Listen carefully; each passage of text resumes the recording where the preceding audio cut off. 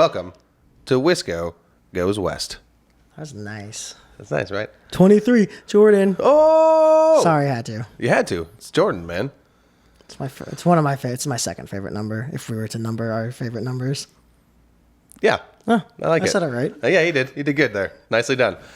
Please check us out on the old social medias. Facebook at Juggernaut Productions, LLC. Same thing on Instagram at Juggernaut Productions, LLC. Also, you can check us out on the old Tweeter bird at Juggernaut_prod. PROD. Such a good job at that. Every week, it's just phenomenal. It's like a robot. It is. It is at this point. Anyways. Dive into this. 1, 2, 3. Let's do it. So we're going to the artist corner, right? It's back this week. Yeah. Making its second appearance on our episodes. That's pretty awesome. You can lead off. I'll please. take it. So if you're interested in being on the artist corner, please email us at the official Juggernaut Productions If you know anyone at gmail.com. that wants to be on it, Just send us your links to music and such and info for yourself so we can talk about you. Please Get you do. highlighted on. John, who are we highlighting this week? it's a electronic. I don't know always how to call him. If they like to be electronic artist, DJ, producer, he does electronic music, Beats and stuff. EDM. Yep. But Technicolor, actually from out here in Los Angeles. So we had our first Wisconsin guest and first Los Angeles now. So Done. It's nice. Well, Illinois, but Good enough, Sheila. but going forward with the actual single that they're putting out, quote this, it's actually a really, it's a good standard, the electronic music genre, is very specific. And so it does follow that beats, but the samples of it, I thought were really creative. And also it sounded like he made the samples. Right, little and sound so, design and over there, yeah, right? and so it looks like you really, like Technicolor, if you're out there listening, hopefully you are, put time into it and it showed. I really like his music. I like his style. It's someone I now follow permanently on SoundCloud, Nice. which you guys can do, and we'll post all those links On the social medias. But yeah, so I think it was really good. It's another hype song like we talked about. Yeah. But his genre breaks off to I don't know if he listened to Daft Punk ever, but has that feel to it. That's I was definitely of moving. his actual music, like Yeah. not just the single of quote this. But he did. I just want to make sure I get this in here. I wanted to shout out to Crime Kitchen Records and Drop the Bassline. Nice. It sounds like there was a collaboration on that quote this single that we'll post up there. Oh, yeah, I did see that. Yeah, So just wanted to mention that. How did you like it though? I did like it. It was a good song. Like I said, I only heard it on my phone before the podcast here, but again, had me moving. And as you said, a little of the classic almost sounding like samples. A little sound design introduced, I think. Exactly. Good stuff. Good stuff. Get the source on board, I know that you vote this. Get the source on board, I know that you vote this. Vote this, vote this, vote this, vote this, vote this, vote this, vote. I know get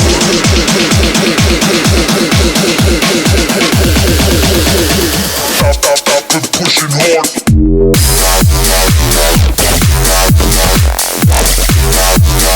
I've been pushing.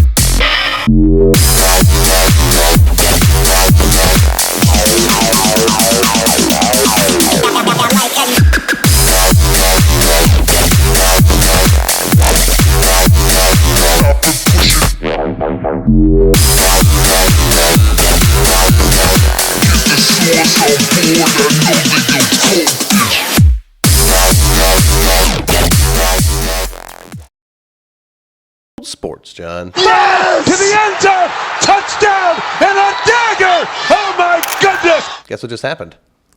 NBA Finals. NBA Finals just happened. I thought I saw Richie Richie's tune watching. in. You I know do he's have watching. the championship hat. I will Snapchat you that later. Gross. You gotta pull it off right now. Anyways, they came back from the 3-1 hole from the Warriors, the only First team to do that team. in the NBA Finals, and bring a title in 52 years. Which is Cleveland. pretty cool. Like even if I don't care if you're not a LeBron fan, you just being a sports fan, understanding that it's been a while since our championship, minute. but like you have to. You have to praise him. It's been a good time. Also, guess what happened this past Thursday, John? The draft. NBA draft, and we're going to talk about the Bucks because they're awesome, and we love them. We do love them. And the Bucks had the number 10 overall pick, the 36th pick, and the 38th pick. But it looks like the 38th pick later went to the Golden State Warriors. Oh, they needed it. They need all the help that they can get right now. What? Anyways, the Bucks were the remaining two picks selected the power forward / center Thon Maker from the South Sudan, and guard Malcolm Brogdon from Virginia. I don't know. I don't have a good Virginia accent. So Thon Maker made news because he was like one of the only high school players to come into the NBA, right? Because he went to the Australian League. Is that right? I heard. Yeah, because he went to either Australia or Canada, but played.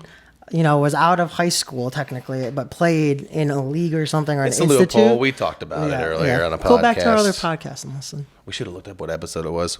We'll post it on social media later. Anyways, what do you think about the draft, John? You're more of a insider than I am on the NBA. I think it will. I always tell people with this draft specifically, like most Bucks drafts, only time will tell, because we could have a steal and one of someone like Giannis that is changing the league of being like 6'11", 7 feet tall with a 7 wingspan. This is 7'1" with a 7'3" wingspan. And Giannis is like just a little bit shorter and stuff, but has guard abilities, kind of like Kevin Durant. Yeah. But that's all potential. That is all say until he actually does it. I think that if it just was risky, because I felt like you could have probably picked him up with a 36 pick, but it's one of those players though you have to risk. It's one of those risks. You got to do it. Yeah. But with the second player we picked up from Virginia, I saw him play against Duke because it's the ACC.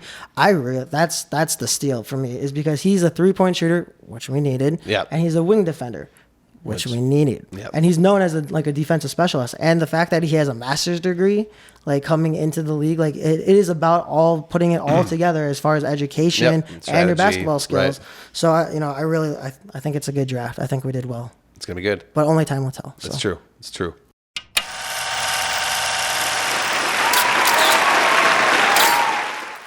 Film TV. Oh, we're back. And we're back. Yay! But I want to get into film and TV. So here's what's going on.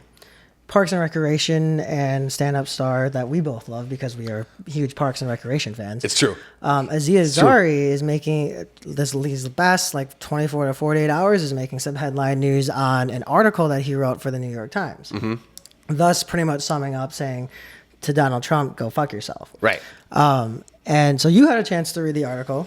And goodness. We'll post the article and everything for the people that want to read it. It's a very good article. It was in the New York Times. It was in the New York Times. Good. But what is your reaction to the article? And with the celebrity status, my question to you on the main fact of with people with quote unquote power, celebrity status, athletes, those type of people that have spoken out kind of about Donald Trump or was introducing Bernie Sanders at rallies or Hillary Clinton or something. Yeah.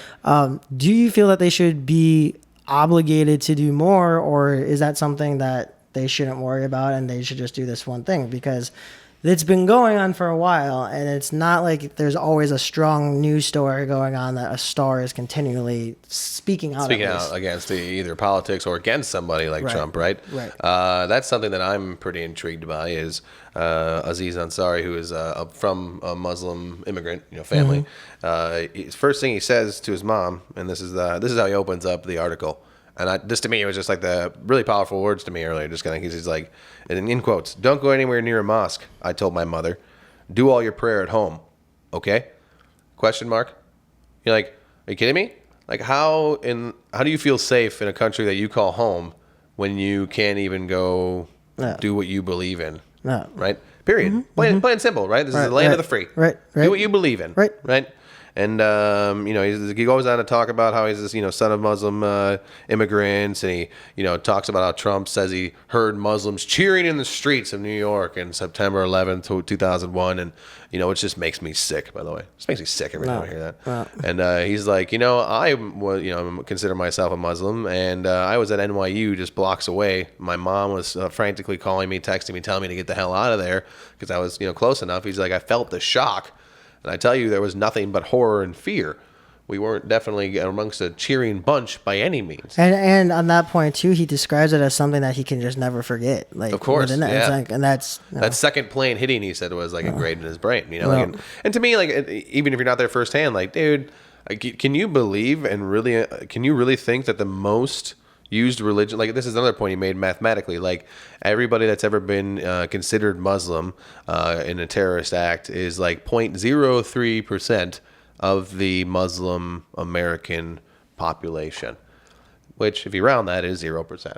Yeah. So like, why is everybody in an uproar every time someone with a brown skin color does something crazy? Because by all theory and rhetoric from terrorist acts that are domestic, we as the white people, white men should be then banned. We as the white people definitely win that one. We're crazy. Just letting you know, man. Just letting you know we're crazy, John. So watch out. Anyways, tell us what you think on the old social medias. We always love you there.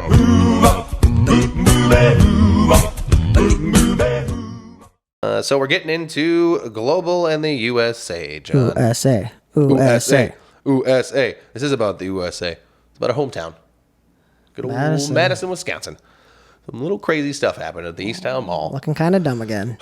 So, some crazy cops decided, well, not crazy cops, crazy girl too. We'll say that. Yeah, right? no, crazy girl. Crazy girl. She had a knife and was being all nuts and telling someone to give her phone back. Like, I don't know who the hell she's threatening with a knife to give a phone back. Like, But that's a little crazy. You know, don't do that. I love it. That's crazy. So, yeah, that's crazy. So a cop had her restrained, one guy, probably 50 pounds more than she is, I'm guessing, easy. Looked like probably it. more like 80 to 100, but we'll give him 50 on the estimate of the low side. Yeah, right. On a good faith. Just to make a good point here, right?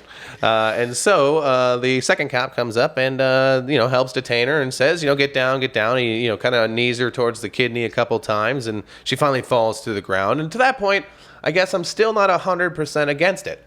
I'm saying to myself, well, he got her to the ground. He asked her to get to the ground. He told her to get her hands behind her back. She did have a knife, and now she's not complying. Right? You got her to the ground. Perfect. Right. Should end there. You get her hands behind her back. He keeps saying, he does to the credit of the cop, he keeps telling her what to do or asking her what to do. Right. Put your hands behind your back. You got to do that, and she won't.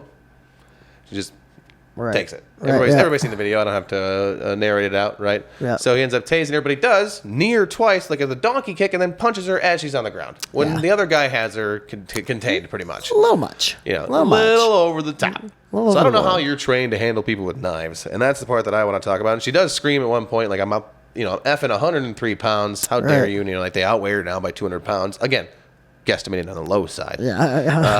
So in that case, what are your thoughts on the situation? Whose side are you on? Ooh, I like that question. All right. And what can we do, John?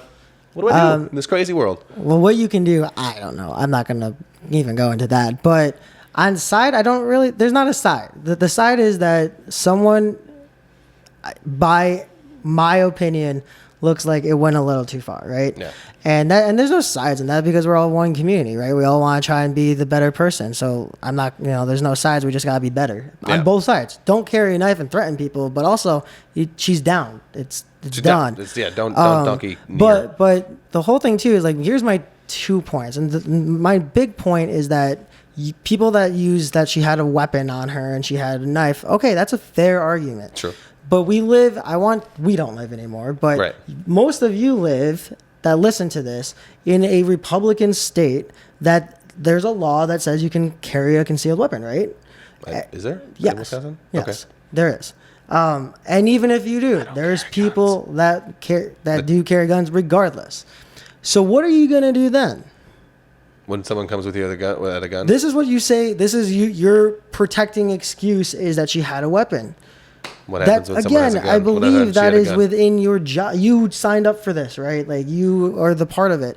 And it just comes back to my points that like I don't think maybe even this is a person of people want to point it to race. I don't usually go there right away. I just see what I see is a group of individuals around the country that do not have to I don't know if my knowledge, please let me know if I'm wrong, but annual checkups and more training and education. I just don't know the field of it. Probably annual, but I say you should go quarterly but at least. I think it should be more. Yeah. And there's people always say the training, and even experts say that, so I feel like maybe there's a lack of training, but and I know that budgets it's all money and all this and that, but we just got to do better than what we're doing. I don't know what the answer is, but we just got to do better. Yeah, I think we talked about it a little bit last pod or a couple podcasts ago about, I think it's just a good idea to have some sort of psychiatrist, therapist.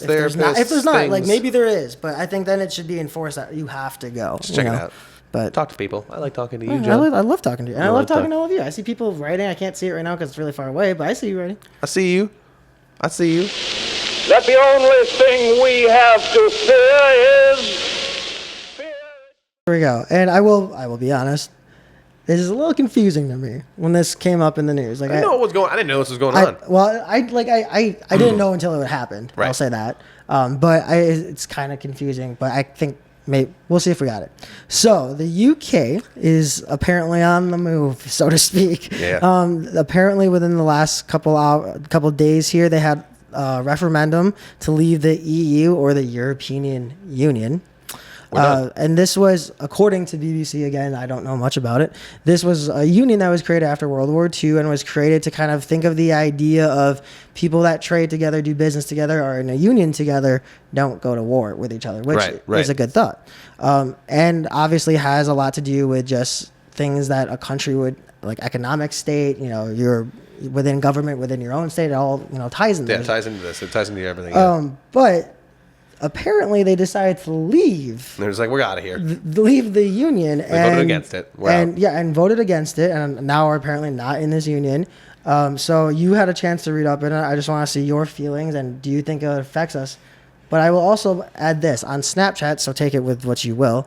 Had kind of a story going, the My Stories that they have, was interviewing someone that lives in the UK and said that her and her family immediately regret this because obviously you see their economy dropping. You see the Prime Minister franc, right, or the euros. Is it the euro that's dropping now? The euro is dropping, and so all this is affecting obviously everything, and so they're exchange regretting rate, it. So they're the English are regretting it. It's like if their dollar is going up, then who cares, right? What's theirs called? The pound? Pound. The damn pound. They never joined the euro in the first place, did they? That's what I thought I heard. Correct me if I'm wrong, social media. This is what you're here for. Dun, dun, dun. Anyways, what do I think about it? I mean, it's a big move, regardless, right? Like, it's some sort of government move, and I like how it was done in a democratic way. Right. They said there was like 30 million people that showed up to vote on this. I mean, that might have been more than what we had in the United States. Yeah, damn near. It's got to be almost. So, I mean, I got to look up the numbers, people. Again, quote me if you want to, but this is why we talk, because you love to listen to our banter. Yep. And we love you. But is that all your thoughts? Is just That's kind of about it, man. Okay. I mean, the UK it's is too far different. away for me to love it. You know what we might do? I might get some. I might get a little. I'm gonna try it tomorrow. I'm hanging out with Sean, a buddy of mine. He's hanging out in the UK now. I gotta ask him yet, so I didn't put a last name in there. Yeah. But so I mean, people that know me might know who he is, and I'm sorry for that, Sean. But anyways, I'm gonna ask him if he knows anything about it because he's been over there during this time, right? So I might get a quick little snippet. Little snippet. What are we doing, donkey? Donkey. Hee-haw. It was good. It was not so great. So we talked about the Cleveland Cavs, that their shooting guard, J.R. Smith, has been in the news lately. He's been shirtless a little bit. He was, what was the first time he had it happen, right? He was hanging out, and I guess the president even said, "Hey, man," after they won, right? Told Lou, right? Yeah, Ty Lue. He said, "Hey," the head coach. He goes, "Hey, tell your players to put some shirts on." And this all comes from a backstory of after winning a game, right? The Cavs stopped in Vegas after that win in Golden State. They started getting a little crazy. J.R. Smith got his shirt off. He's just partying it up, right? I don't know if he's in a strip club or whatever, but hanging out, right? So he came back. When he came back to Cleveland, though, he's got a shirt on. He's hanging out, right? No, he didn't. Oh, he didn't? He came back and he didn't have a shirt on either? Off of the plane, shirtless. God, this guy.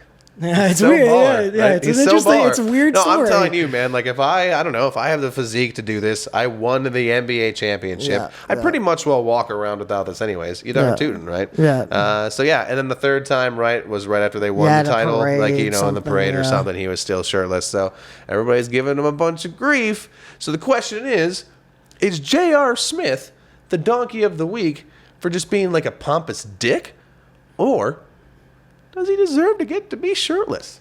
I say, and I think you said it, I think that he doesn't deserve it because he did something that has never been done in NBA history.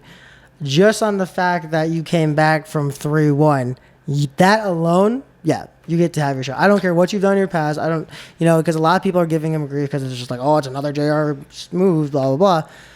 He has done something he has dreamed of since he was little. His road has been a struggle, and that's putting it lightly within the NBA, if you know anything about J.R. Smith. Right. And he came to a league and a team that he didn't necessarily first want to be at, and then ended up making it work. Cleveland. against the team that did the impossible and broke that Bulls record of, and only lost 9 games. Yeah, that's crazy. Yeah, you get to have your shirt off. I get to rock my shirt off. Hey, I'm just down for a topless society regardless. Yeah.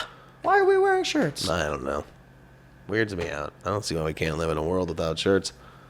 Anyways, you let us know what you think about J.R. Smith. Please do. And Make some everything funny. else.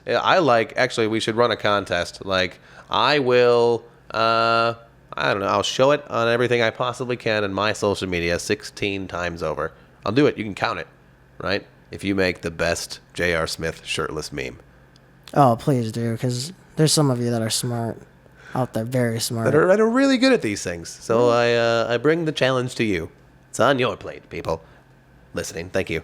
Anyways, speaking of listening, we appreciate you doing so. Make sure you check us out on the social medias. If you caught us at the end here on the live stream, we're on Facebook at Juggernaut Productions, LLC. We're also on Instagram. Same thing, at Juggernaut Productions, LLC. And we're on the old Twitter bird at Juggernaut_prod. PROD. That's it for episode 23. Please come back next week, episode 24. Kobe? Kobe. Kobe. Kobe.